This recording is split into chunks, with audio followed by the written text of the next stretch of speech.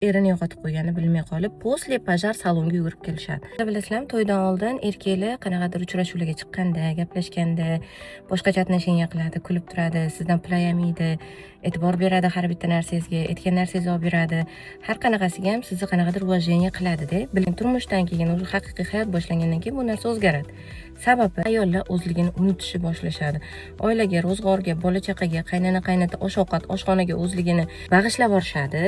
O'zini sevishi, o'zini eshitishi, yon atrofdagi odamlarni, o'zini sevgan narsalarini unutib yorib, hamma narsani berib yuborgandan keyin qanaqa qilib erini yo'qotib qo'yganini bilmay qolib, posle pajar salonga yugurib kelishadi. O'zini sevish degani bu salonga yugurib kelish emas, yo kosmetologga, yo stilistka, yo sochini kestirsam erim meni sevib qoladi degani emas. O'zini sevish bu har bitta narsa arzimagan detaldan ham boshlanadi.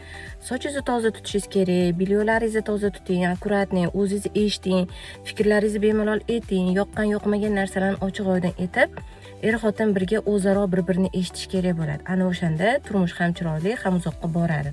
Yoqishga harakat qilasiz, keyin zerikib ketasiz, haqiqiy maskali yechiladi.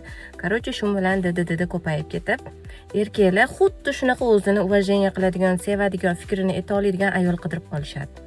O'shaning uchun bunaqa ayol faqat va faqat siz bo'lishingiz kerak.